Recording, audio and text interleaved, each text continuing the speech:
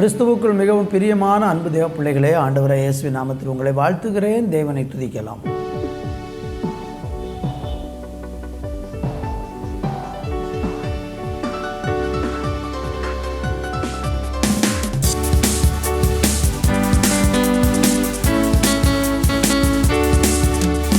கண்களை பதிய வைப்போ கர்த்தராம் இயேசுவின் மேல், நடந்ததை மறந்திடுவோம், தொடர்ந்து முன் செல்லுவோம். கண்களை பதிய வைப்போம் கர்த்தராம் இயேசுவின் மேல், நடந்ததை மறந்திடுவோம், தொடர்ந்து முன் செல்லுவோம். சூழ்ந்து நிற்கும் சுமைகள், நெருங்கி பற்றும் பாவங்கள், சூழ்ந்து நிற்கும் சுமைகள், நெருங்கி பற்றும் பாவங்கள் உதறி தள்ளிவிட்டோம், ஓடுவோம் உறுதியுடன். உதறி தள்ளிவிட்டோம், ஓடுவோம் உறுதியுடன். கண்களை பதிய வைப்போம் கர்த்தராம் இயேசுவின் மேல், கடந்ததை மறந்திடுவோம், தொடர்ந்து முன் செல்லுவோம். கண்களை பதிய வைப்போம் கர்த்தராம் இயேசுவின் மேல், கடந்ததை மறந்திடுவோம், தொடர்ந்து முன் செல்லுவோம். தமக்கு வந்த எதிர்ப்பை தாங்கிக் கொண்ட அவரை, தமக்கு வந்த எதிர்ப்பை தாங்கிக் கொண்ட அவரை சிந்தையில் நிறுத்திடுவோம், சோர்ந்து போக மாட்டோம். சிந்தையில் நிறுத்திடுவோம், சோர்ந்து போக மாட்டோம். கண்களை பதிய வைப்போம் கர்த்தராம் இயேசுவின் மேல், கடந்ததை மறந்திடுவோம், தொடர்ந்து முன் செல்லுவோம். ஆமென். கண்களை பதிய வைப்போம் கர்த்தராம் இயேசுவின் மேல், கடந்ததை மறந்திடுவோம், தொடர்ந்து முன் செல்லுவோம். ஆண்டவரே, நாங்கள் அப்பா ஸ்தோத்திரம், எங்கள் சிந்தனையில் உம்மை நிறுத்தி கொள்ள இந்த நாட்களில் கிருபை செய்யும். எங்களுடைய கண்களை உம்மேல் பதிய வைத்து உமக்காக நாங்கள் வாழ, உம்மையே நோக்கி பார்த்து ஜீவிக்க கிருபை செய்யும். இயேசுவின் நாமத்தில் பிதாவே, ஆமேன், ஆமேன். அன்பு தேவ பிள்ளைகளே, இந்த நாளில் தியானிப்பதற்காக எபிரேயருக்கு எழுதின நிருபம் 12ஆம் அதிகாரம் அதனுடைய 2-3 வசனங்களை வாசிக்கிறேன். அவர் தமக்கு முன் வைத்திருந்த சந்தோஷத்தின் பொருட்டு அவமானத்தை எண்ணாமல் சிலுவையை சகித்து தேவனுடைய சிங்காசனத்தின் வலது பார்சத்தில் வீற்றிருக்கிறார். ஆகையால் நீங்கள் இளைப்புள்ளவர்களாய் உங்கள் ஆத்துமாக்களில் சோர்ந்து போகாத படிக்கே தமக்கு விரோதமாய் பாவிகளால் செய்யப்பட்ட இவ்விதமான விபரீதங்களை சகித்த அவரையே நினைத்து கொள்ளுங்கள். அன்பு தேவப்பிள்ளைகளே, வாசித்து கேட்ட இந்த வேத வசனத்தில் ஆண்டவராகிய இயேசு கிறிஸ்து இந்த உலகத்தில் பாடுகளை எப்படி எதிர்கொண்டார் என்பதை இங்கே அழகாக சொல்லப்பட்டிருக்கிறது.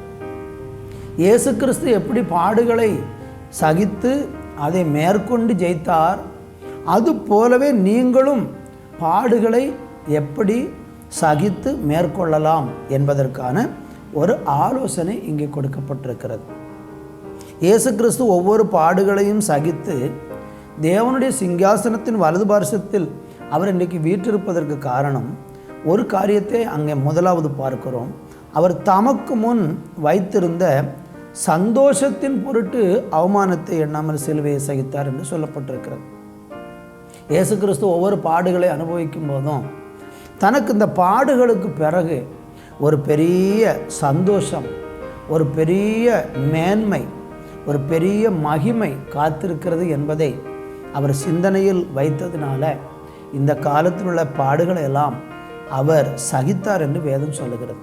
அன்பு தேவனுடைய பிள்ளைகளே, கர்த்தருக்காக வாழ தீர்மானிக்கிற ஒரு மனுஷனுடைய வாழ்க்கையில் எத்தனை பாடுகள், இந்த உலகத்தில் வந்தாலும் அந்த பாடுகளெல்லாம் அவனுக்கு பிற்காலங்களில் சந்தோஷமாகவும் மகிழ்ச்சியாகவும் திரும்ப கொடுக்கப்பட போகிறது. இன்றைக்கு நீங்கள் பாட அனுபவிக்கிறீர்கள் என்றால் நாளைக்கு கட்டாயம் நீங்கள் சந்தோஷம் அனுபவிப்பீர்கள். இன்றைக்கு நீங்கள் துன்பப்படுகிறீர்கள் என்றால் நாளைக்கு நிச்சயமாக ஆறுதல் அடைவீர்கள். இன்றைக்கு நீங்கள் அவமானங்களை சகிக்கிறீர்கள் என்றால் கட்டாயம் நாளைக்கு நீங்கள் புகழப்படுவீர்கள். எல்லாமே உங்களுக்கு என்னெல்லாம் உங்களுக்கு விரோதமாக வந்ததோ அதெல்லாம் அப்படியே உங்களுக்கு நன்மையாக திருப்பி கொடுக்கப்படும். அதனால் இந்த நாட்களில் சந்தோஷத்தின் பொருட்டு நாம் எல்லா பாடுகளிலையும் மகிழ்ச்சியாக இருக்க இந்த நாட்களில் கற்றுக்கொள்ள வேண்டும். அருமையான தேவனுடைய பிள்ளைகளை, ரெண்டாவது நீங்கள் அந்த பகுதியில் பார்த்தீங்கன்னா, ஆதலால் நீங்கள் இளைப்புள்ளவர்களாய் உங்கள் ஆத்துமாக்களில் சோர்ந்து போகாதபடிக்கு தமக்கு விரோதமாக பாவிகளால் செய்யப்பட்ட இவ்விதமான விபரீதங்களை சகித்த அவரையே நினைத்து கொள்ளுங்கள் என்று நமக்கு ஆலோசனை சொல்கிறார். அப்போ பாவிகளால் இயேசுவுக்கு வந்த அந்த நிந்தனைகளை எல்லாம் அவர் எப்படி சகித்தாரோ, விபரீதங்களை சகித்தாரோ, அதுபோல் நீங்களும் அவரை நினைத்து கொள்ளுங்கள், அதன்படி வாழுங்கள் அப்படின்னு சொல்கிறார். ஒருவேளை இந்த பாடுகளின் மத்தியில் நாம் அதை எப்படி எதிர்கொள்ள தெரியாமல் இருப்போம் என்றால் நம்முடைய ஆத்துமாக்களில் மிகவும் சோர்ந்து போய்விடுகிறோம். இன்றைக்கி அநேகருடைய வாழ்க்கையில் கஷ்டங்கள் வருவது ஏனென்று கூட தெரியாமல், அந்த கஷ்டத்தினுடைய பலன் என்ன என்பதை அறியாததினாலே ஆத்துமாக்களில் மிகவும் சோர்ந்து போயிருக்கிறார்கள். இந்த செய்தியை கேட்கிற, வார்த்தையை கேட்கிற நீங்கள் ஏதோ விதத்தில் சோர்ந்து போயிருக்கீங்களா? உங்கள் ஆத்மாவில் மிகவும் சோர்வு, பாடுகளும் கஷ்டங்களும் துன்பங்களும் வந்ததுனால அந்த பாடுகள் உங்களுடைய இருதயத்தை, உங்கள் ஆத்மாவை மிகவும் கஷ்டப்படுத்தி இன்றைக்கி சோர்ந்து போன ஒரு நிலையில் இருக்கீங்கன்னா, பாவிகளால் தமக்கு விரோதமாய் செய்யப்பட்ட விபரீதத்தை சகித்ததான இயேசுவை கொஞ்சம் நினச்சி பாருங்கள். இயேசு கிறிஸ்துவுக்கு வந்தது போல ஒரு பாடு நமக்கு வந்ததில்லை. அதனால் பாடு சகித்த இயேசுவை பின்பற்றுகிற உங்களுக்கும் எனக்கும் அந்த பாடுகளிலும் ஒரு பங்கை ஆண்டவர் வைத்திருக்கிறார். கிறிஸ்துவுடனே கூட நீங்கள் பாடுபட்டால் நீங்கள் பாக்கியவான்கள் என்று வேதம் சொல்லுகிறது. எனவே அவருடைய பாடுகளுக்கு நீங்கள் பங்குள்ளவர்களானபடியினால் பாக்கியவான்கள் என்றும் வேதம் சொல்லுகிறது. ஆதலால் இந்த பூமியில் நம்ம ஆண்டவருக்காக வாழ வேண்டும் என்று ஒரு மனுஷன் தீர்மானித்தால் அவனுக்கு நிந்தனைகளும் பாடுகளும் விபரீதங்களும் எல்லாம் ஏற்படலாம். ஆனாலும் அதற்கெல்லாம் சேர்த்து பல மடங்கு பரலோகத்தில் ஒரு மகிமையான ஆசீர்வாதத்தை தேவன் வைத்திருக்கிறார். பரலோகத்தில் மாத்திரம்தான் வைத்திருக்கிறாரா? இல்லை, இந்த பூமியிலையும் ஆண்டவர் அதை செய்வார். யோபுவின் வாழ்க்கை, யோசேப்பின் வாழ்க்கை, தாவீதின் வாழ்க்கை, எரேமியா தீர்க்கதரிசியின் வாழ்க்கை, தானியேலின் வாழ்க்கை, இப்படி ஏராளம் சொல்லிக்கொண்டு போக முடியும். அவர்களெல்லாம் பூமியில் பாடுகளை சகித்தார்கள். பிற்காலங்களில் ஆமென் ஸ்தோத்திரம் மகிமை அனுபவித்தார்கள், ஆசீர்வதிக்கப்பட்டார்கள், சந்தோஷப்பட்டார்கள். உங்களுக்கும் அதை செய்வார். நல்ல தகப்பனே, இந்த வேலைக்காக நன்றி. பாடுகளை சகித்து மனம் சோர்ந்து போய் ஆத்துமாக்களில் இழைப்பில்லாதவர்களாக இருக்கிற உம்முடைய பிள்ளைகளுக்கு இன்றைக்கு உம்முடைய சமாதானத்தை நீங்கள் கொடுத்தவர்களை கனப்படுத்தி மேன்மைப்படுத்த வேண்டும் என்று ஜெபிக்கிறேன். இப்படி செய்கிற நல்ல கிருபைக்காக ஸ்தோத்திரம். இயேசுவின் நாமத்தில் பிதாவே, ஆமென், ஆமென்.